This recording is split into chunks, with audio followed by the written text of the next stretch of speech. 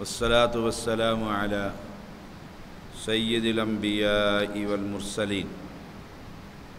تفسیر القرآن الکریم سورۃ آل عمران، لیکچر نمبر 111 اعوذ باللہ من الشیطان الرجیم۔ هو الذي أنزل عليك الكتاب منه آيات محكمات هن أم الكتاب وأخر متشابهات فأما الذين في قلوبهم زيغ فيتبعون ما تشابه منه ابتغاء الفتنة وابتغاء تأويله وما يعلم تأويله إلا الله والراسخون في العلم يقولون آمنا به كل من عند ربنا وما يذكر إلا أولو الألباب۔ آیت نمبر 7۔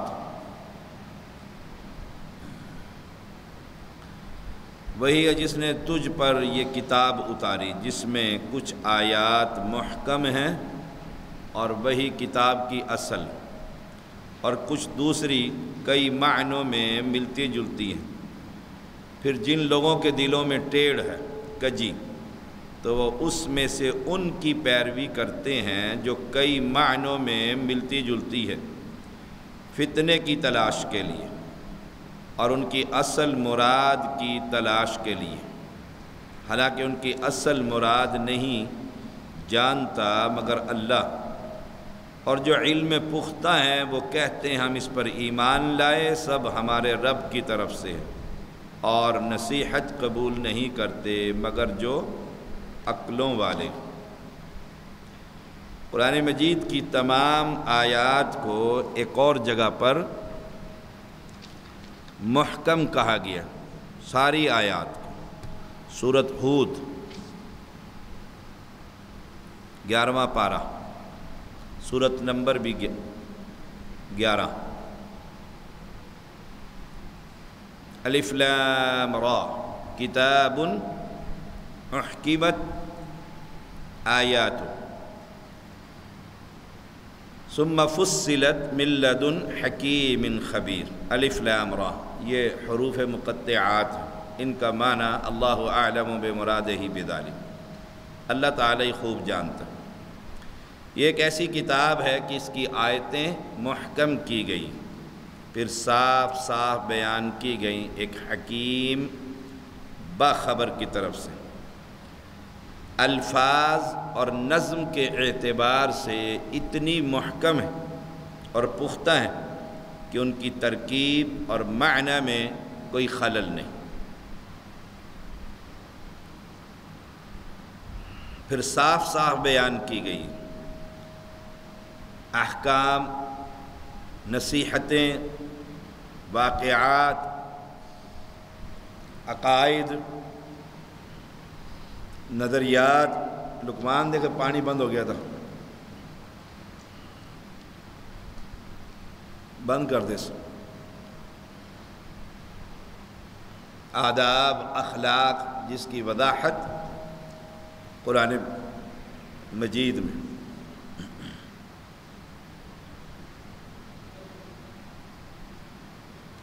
سانک اٹھتا ہے یہ۔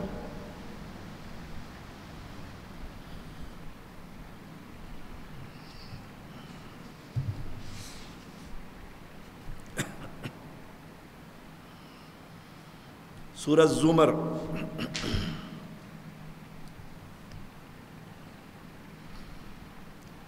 سورت نمبر 39، آیت نمبر 23۔ فرمایا اللہ نزل احسن حدیث کتابا متشابہا مثانی تقشعر منہ جلود الذین یخشون ربهم ثم تلین جلودهم وقلوبهم الى ذکر اللہ ذلک ہدی اللہ یہدی بہ من یشاء وَمَن يُضْلِلِ اللَّهُ فَمَا لَهُ مِنْ هَادٍ۔ اللہ تعالیٰ نے بہترین کلام نازل فرمایا، جو ایسی کتاب ہے کہ آپ اس میں ملتی جلتی متشابہ اور بار بار دہرائی ہوئی آیتوں کی، احسن الحدیث سے مراد قرآن مجید۔ احناف کہتے ہوتے ہیں ہم اہل القرآن ہیں اور یہ اہل حدیث ہے، تو قرآن افضل ہے کہ حدیث؟ جی قرآن افضل ہے حدیث، تو پھر ہم سچے ہیں اہل حدیث کیسے سچے؟ تو اللہ تعالیٰ نے قرآن کو بھی حدیث کہا اس آیت میں، اللہ نزل احسن الحدیث، اللہ تعالیٰ نے بہترین کلام نازل فرمایا۔ کیا چیز نازل فرمائی؟ قرآن، تو قرآن کو بھی حدیث کا۔ ایک اور مقام پر فَبِأَيِّ حَدِيثٍ بَعْدَهُ يُؤْمِنُونَ، اس حدیث کے بعد وہ کس چیز پر ایمان لے کر آئیں گے؟ وہاں بھی قرآن کو حدیث کہا گیا، یہ ضمناً بات تھی۔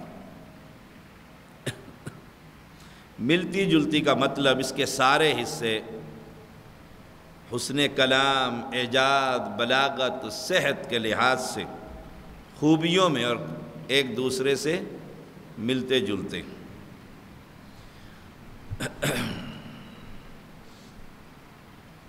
اللہ تعالیٰ نے سب سے اچھی کتاب نازل فرمائی۔ متشابہ ہونے کا مطلب ہے اس کی تمام آیتیں ایک دوسرے سے ملتے جلتی ہیں، جبھی تو امام کو متشابہ لگتا ہے۔ ایک جگہ پڑھ رہا ہوتا ہے، دوسرے پارے میں 20ویں میں پہنچ جاتا ہے، اسی طرح کی آیت وہاں پر موجود ہوتی ہے، پھر اسے واپس لے کر آتے ہیں۔ پہلے کہتے ہیں خود ہی آ جاؤ واپس، وہ قاری صاحب پھر خود ہی واپس آتے، نہیں آتے تو واپس لے کر آتے ہیں، کبھی ادھر کدھر پہنچ گئے، وہاں بھی وہی آیت تھی۔ تو اس لیے اس قرآن کو متشابہ، ملتی جلتی، اور جو محکم ہے بڑی واضح نص، اقیم الصلاۃ، نماز پڑھو، اس کی تعویل نہیں ہو سکتی۔ کرنے والے تو کرتے ہیں اب بھی کہ قائم کرنے سے مراد یہ رکوع سجدے نہیں، نظام حکومت قائم کرنا ہے، یہ تم کیا ٹکرے مارتے رہتے ہو، یہ اس کا مطلب نہیں۔ یہ واضح آیات جس کی تعویل نہ ہو سکیں اسے کہتے ہیں محکم، اور اس کا دوسرا نام ام الکتاب، محکم آیتوں کا دوسرا نام، اصل اور بنیاد۔ ام القرآن سے مراد اساس، بنیاد، کہ جن میں واضح اور صریح مفہوم ہے، جن میں عبرتیں اور نصیحتیں بھی شامل ہیں۔ متشابہات وہ ہیں جس کے احتمال ہے، یہ معنی بھی ہو سکتا ہے، اچھا یہ معنی بھی ہو سکتا ہے، اچھا یوں بھی کر سکتے ہیں، اور جن کے دلوں میں ٹیڑھ ہوتا ہے نا، وہ انہی آیتوں کے پیچھے جا کر گمراہی کا راستہ نکالتے ہیں، تعویل کرتے ہیں اس کے اندر۔ اور ہماری ذمہ داری کیا ہے؟ متشابہ آیت پر ایمان لانا، کہ اللہ کا ہاتھ ہے، جی ہاتھ ہے، اچھا جی اگر ہاتھ ہے تو پھر اس کی بازو بھی ہوگی، بازو ہوگا پھر جسم بھی ہوگا، جسم ہوگا پھر ایک جگہ پر بیٹھا ہوگا، جب ایک جگہ پر بیٹھا ہوگا دوسری جگہ پر، یہ تعویلیں۔ اور یہ عقیدے کی بات ہے، توحید الاسماء والصفات، اس پر ایمان لانا ضروری ہے۔ صفات الہیہ کا انکار کرتے ہیں جو متشابہ آیتوں کے پیچھے گئے۔ اللہ عرش پر مستوی ہے، اچھا جی وہاں پر کسی چیز پر بیٹھا ہے، وہ کرسی، وسع کرسیہ السماوات والارض، جب وہ وہاں پر موجود ہے تو پھر کسی اور جگہ پر موجود نہیں۔ یہ تعویلیں اور گمراہی کے راستے۔ ہر رات کو، ہم نے رات کو ہی بتایا تھا، اللہ تعالیٰ آسمان دنیا پر نزول فرماتا ہے، اور جب نزول فرماتا ہے تو اوپر سیٹ خالی ہو جاتی ہے، لا حول ولا قوت الا باللہ، اللہ کی شان کے خلاف۔ جب وہ نزول فرماتا ہے تو کیسے فرماتا ہے؟ ہم بھی تو سیڑھی اترتے ہیں اوپر سے نیچے، سبحان اللہ، اللہ پاک ہے۔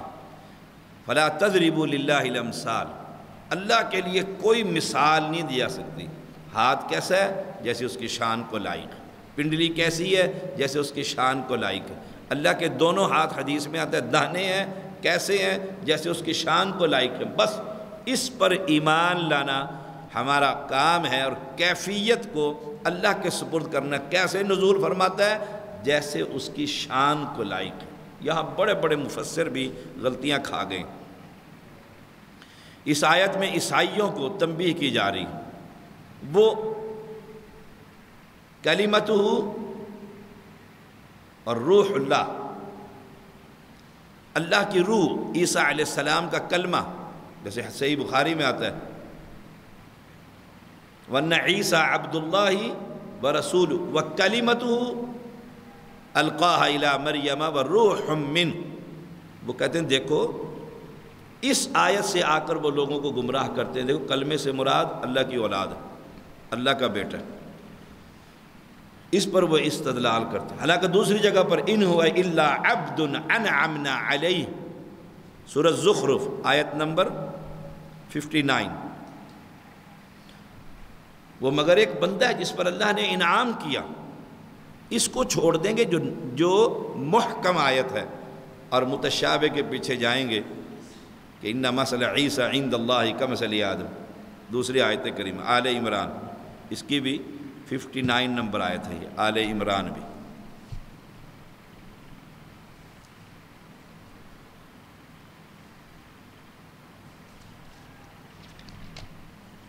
ان مثل عیسیٰ عند اللہ کمثل آدم، عیسیٰ کی مثال اللہ کے نزدیک آدم کی مثال ہے۔ اب آدم علیہ السلام مٹی سے پیدا ہوئے، یہ آیت چھوڑ دیں گے اور وہ آیتیں لیں گے جس کے اندر کوئی متشابہ لگے اور لوگوں کو گمراہ۔ فَأَمَّا الَّذِينَ فِي قُلُوبِهِمْ زَيْغٌ فَيَتَّبِعُونَ مَا تَشَابَهَ مِنْهُ ابْتِغَاءَ الْفِتْنَةِ وَابْتِغَاءَ تَأْوِيلِهِ، جس کے دلوں میں ٹیڑھ ہے پھر وہ متشابہ آیت کے پیچھے جاتے ہیں، ان کے پیچھے لگتے ہیں، ان کا مشغلہ ہی فتنہ جوئی ہے، فساد ہے، اللہ کی توحید میں خلل، اس لیے وہ متشابہ آیت سے مختلف معانی نکالتے ہیں۔ وَمَا يَعْلَمُ تَعْوِيلَهُ إِلَّا اللَّهُ وَالرَّاسِخُونَ فِي الْعِلْمِ، جو ایک تو پہلی بات یہ کہ اس کا علم اللہ کے علاوہ کسی کو نہیں، صاف کہہ دیں وَمَا يَعْلَمُ تَعْوِيلَهُ إِلَّا اللَّهُ، اللہ جانتا ہے خوب۔ اور پھر دوسرا وَالرَّاسِخُونَ فِي الْعِلْمِ، جو پختہ علم والے، مضبوط علم والے، محدثین کی جماعت، مفسرین کی جماعت، وہ جانتے ہیں صحیح معنوں میں ہمارے دل میں کیا، یقولون آمنا بی، اے اللہ ہم اس پر ایمان لے کر آئے کہ تیرا چہرہ ہے۔ کل قیامت کے دن جنت میں جب فیصلے ہو جائیں گے اللہ اپنے چہرے کا دیدار نصیب فرمائے گا، اللہ ہم سب کو نصیب فرمائے۔ رسول اللہ صلی اللہ علیہ وسلم نے فرمایا قرآن میں جھگڑنا کفر ہے، ابو داؤد کی روایت، بس قرآن مجید کا جو حصہ محکم صاف صاف نظر آ رہا اس پر عمل کیا جائے، جو متشابہ ہے اس پر ایمان لایا جائے، بس اس کے اندر تعویل اور بحث نہ کی جائے۔ کل من عند ربنا، یہ سب کا سب ہمارے رب کی طرف سے پورا کلام۔ وما یذکر الا اولو الالباب، الباب لب کی جمع ہے جس کے معنی عقل،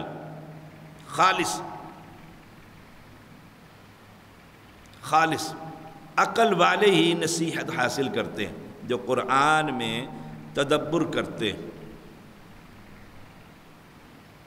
ربنا لا تزغ قلوبنا بعد اذ هديتنا وهب لنا من لدنك رحمة انك انت الوهاب ربنا انك جامع الناس ليوم لا ريب فيه ان الله لا يخلف الميعاد۔ اے ہمارے رب لا تزغ قلوبنا، ہمارے دلوں کو ٹیڑھا نہ کرنا۔